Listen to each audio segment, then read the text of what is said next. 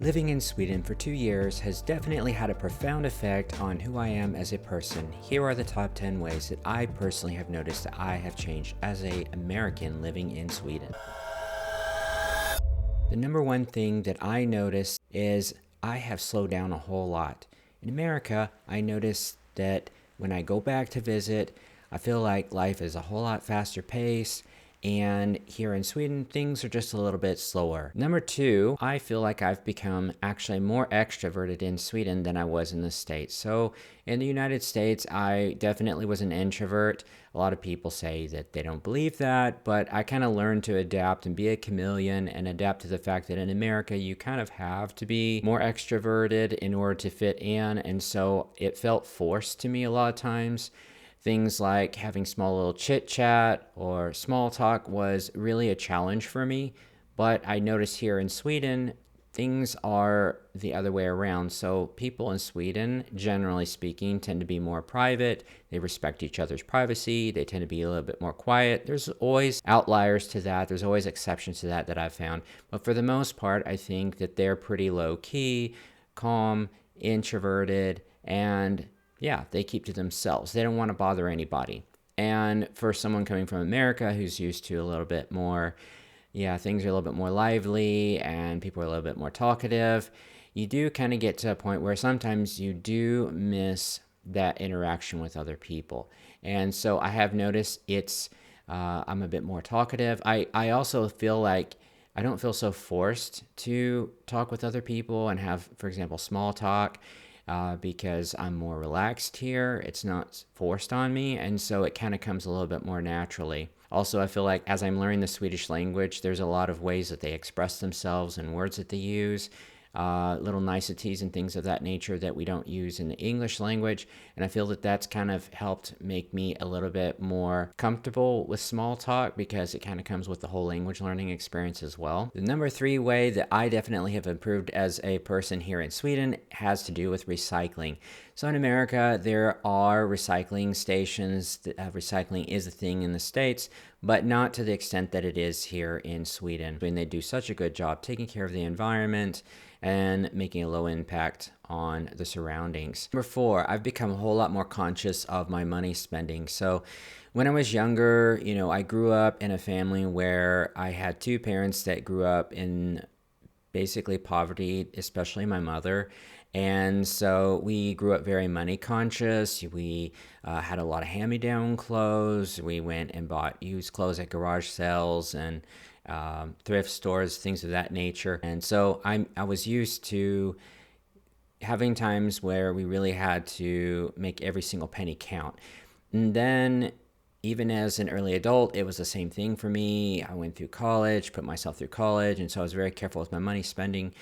And then I got a bit better of a job. I started working as a nurse after I finished college, and my income was such at a level after a few years, not in the beginning, but after a few years, I had enough income to where I didn't really think about my purchases. I just kind of looked at it as how many hours would I have to work to be able to pay for this thing that I am going to buy. But if I went to the grocery store, I just bought whatever. I didn't really look at sales or discounts or coupons or things of that nature. And I kind of got used to that. And then here in Sweden, the first year I was here, I wasn't working and I was living off of savings. And then after that, my first job, I was barely even making minimum wage for the first year of working. And now I've been here 2 years, and even though I've been here for a while and I'm making a little bit more than I was before, like last year, it's still, the salaries are not anywhere as high as they are in America. And so I am finding that I'm being a whole lot more conscious of my spending. And I think that's a good thing. There's a pros and a con. I do miss the days of just being like, oh, I need a pair of shoes. I'll just go down to the store and I'll just buy them. But now it's kind of like you're thinking weeks in ahead of, okay, I'm going to save up this month so that I can buy a pair of shoes next month. So that's been a bit of an adjustment for myself. Another thing too, the Swedish kroner has really tanked in value lately. And so a lot of, I think, Swedes are feeling the pressure to be very careful with their spending. A fifth way that I feel I've changed is I've become very, very careful about what I choose to talk about here in Sweden. So here in Sweden, People, and of course, like I said, there's always exceptions, but generally speaking, you want to be very careful and kind of choose lighter topics to talk about, especially with people that you're not really, really close with. So, for example, things about politics or religion, those are kind of shied away from. So, whereas we would have had a lot of those kind of very open dialogues and conversations in the workplace back in the States, and I know that there are Swedes that are okay with talking about those things, but I tend to err on the side of caution and be very careful to not bring up those different types of topics because I know that it could be off-putting to some people. I've also noticed, and this is just something that I'm picking up, that I'm reading, and correct me if I'm wrong in this, but I feel like if you're talking about things and they start to kind of take a little bit of a negative turn, maybe a little bit more dark, even if it's not politics or religion, but you just kind of start talking about problems or negative stuff, the feeling, the vibe I get, and I may be reading this wrong, but I feel like the vibe is people don't like that. They would prefer to talk about things that are more neutral or more positive. And so because of that, and maybe I'm, like I said, maybe I'm just misreading that, but I tend to try to be really careful about what I'm talking about. I do notice sometimes if I start kind of veering off a little bit, like someone asks me a question, but the answer is more of a negative answer, even though it's the truth. I just see this look in people's eyes sometimes, like maybe it's taking a little bit of a dark turn, and then I end up stopping myself and either change the subject or try to figure out a lighter way to answer it. So that is something that definitely I think has changed a bit with me. I also tend to be, and I am on the autism spectrum, so for me it is very much in my nature just to be direct and just come out and say things. And not realize that it can be off-putting to some people. And so I've just kind of had to learn through the years how to package my words, and I'm pretty successful at that these days, but sometimes I kind of get it wrong. But I'm aware of it, and so especially here in Sweden, I just try really, really to be careful about that and just be aware of how I'm wording myself and what I'm talking about. Something that has really hit me in a sixth way that I have developed in the last 2 years, and I'm really struggling with this and really working on it because I think it is very important, is learning to be in the present. So my entire life, I've always been one of those people. I'm very goal-oriented, and I don't think that that in itself is necessarily wrong, but it can create a lot of problems too as well. It can create a lot of anxiety, a lot of stress, a lot of pressure. It can even cause depression if you don't achieve your goals. There's definitely a positive to having goals and pushing yourself, but at the same time, I think we also have to be able to like sit down, relax, be in the present, and appreciate what we have rather than we're just constantly always goal setting, because eventually, we're no longer here, and then what does all that mean? So I think it's good to kind of stop and smell the roses every now and then. And I feel just the way the culture is here in Sweden, they are more prone to be in the present. At least that's my perception, and I feel like I'm noticing that I'm slowing down a lot more. I'm taking it a lot more easy.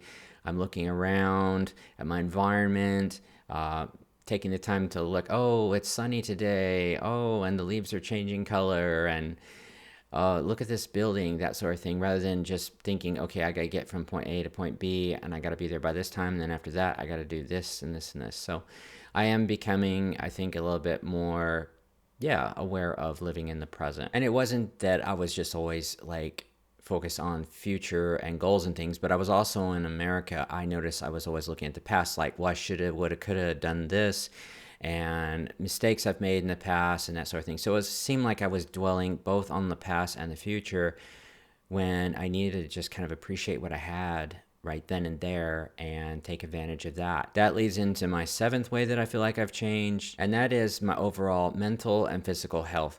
So I'm not the epitome of physical health or mental health, but I'm definitely a lot better than I was in the States.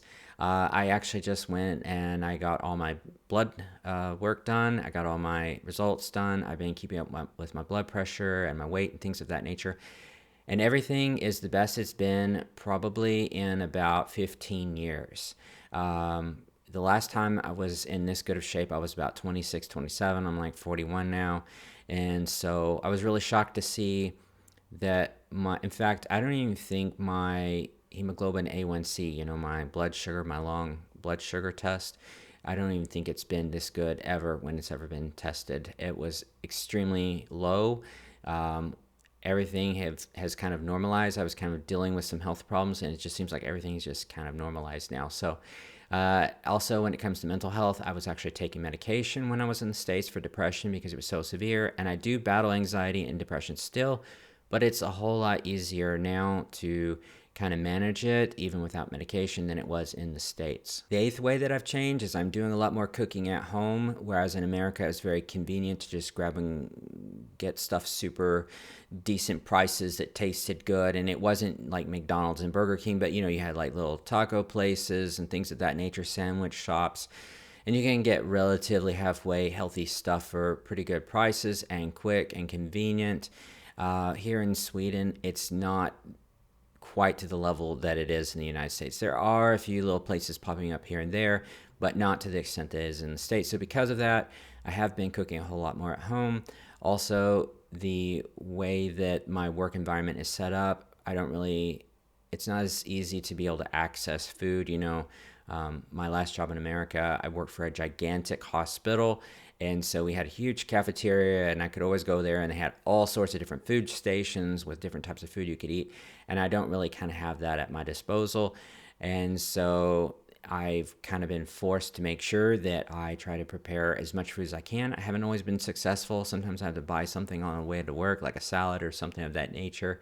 But I definitely think that has had a positive impact on my health, and it's probably going to be able to continue to help me maybe lose a little bit more weight, and it can be helpful when it comes to the paycheck as well. A ninth way that I've changed is I walk a whole lot more.